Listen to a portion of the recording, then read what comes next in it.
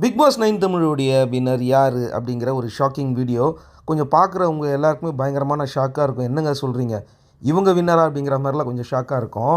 அதில் முக்கியமான ஒரு விஷயம் என்ன அப்படின்னு கேட்டிங்கன்னா, நம்ம சொல்லியிருந்தோம் வினோத்துக்கு வந்து ஸ்கெட்ச் போட்டிருக்காங்க, அவரை வின்னராக விட மாட்டாங்க, நீங்கள் வேணால் பாருங்கள், பிரெயின் வாஷ் பண்ணி அவரை வெளில அனுப்பிடுவாங்க அப்படிங்கிறத ஃபஸ்ட்டு வீடியோ நம்ம தான் போட்டிருந்தோம்.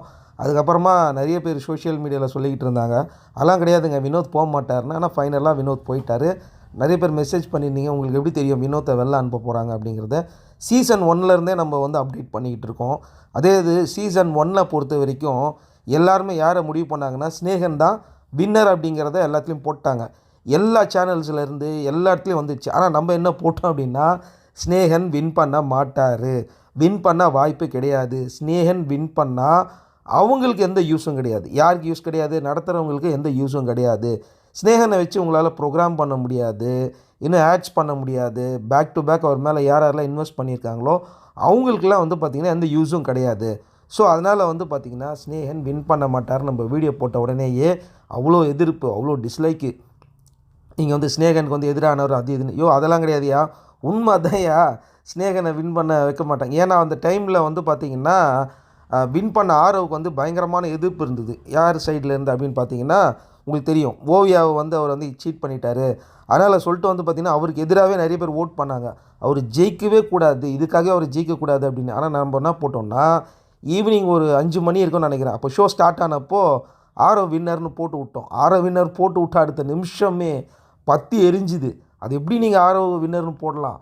அதெல்லாம் கிடையாது, நாங்கள் வந்து ஃபுல்லாக ஸ்னேகனுக்கு தானே ஓட்டு போட்டோம். நாங்கள் நீங்கள் யாருக்கு வேணாலும் ஓட்டு போடுங்கயா, ஆனால் வின்னர் அப்படிங்கிறது இப்படி தான் வரும் அப்படின்னா ஒரு பெரிய பஞ்சாயத்து நடந்து முடிஞ்சுது. இது ஒவ்வொரு சீசனிலும் எனக்கும் மற்றவங்களுக்கும் இந்த மாதிரி ஒரு பஞ்சாயத்து வந்துக்கிட்டே இருக்கும். அப்போ இந்த சீசனில் என்னையா பஞ்சாயத்து வச்சுருக்கா அப்படின்னு கேட்குறீங்களா? கண்டிப்பாக மிகப்பெரிய பஞ்சாயத்து இருக்குது. யாரெல்லாம் வெற்றியாளராக இருக்க போகிறாங்களோ அவங்க எல்லாரையுமே முன்கூட்டியே வெளியே அனுப்பியாச்சு.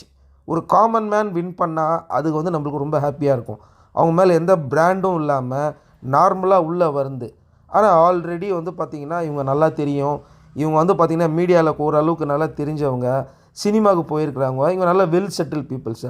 அவங்க வின் பண்ணும்போது உங்கள் மைண்டுக்கு எப்படி இருக்கும்? நீங்கள் வின் பண்ண மாதிரியே அந்த ஒரு ஃபீலே இருக்காது, தெரியல உங்களுக்கு.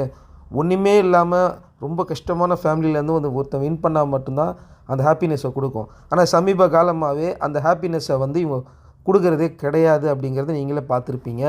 சில பேருக்கு வந்து நான் சொன்னேன், ஆக்சுவலாக ஒரு நபர் இருக்காங்க, அவங்கள வந்து கோல்டன் பாஸ் கொடுத்து உள்ளே அனுப்பிடுவாங்க, நீங்கள் வேணாலும் பாருங்கள் ஃபினாலேக்கு அப்படின்னு நம்ம சொல்லியிருந்தோம். ஆக்சுவலாக யாருமே நம்பலை, அவங்க கோல்டன் பாஸ் வாங்க போகிறாங்க அப்படிங்கிறத, அதான் டிக்கெட்டு ஃபினாலே பாஸ் வாங்க போகிறத நம்ம 3 நாளுக்கு முன்னாடியே நான் போட்டுட்டேன், 100% போட போகிறாங்க அப்படின்னு.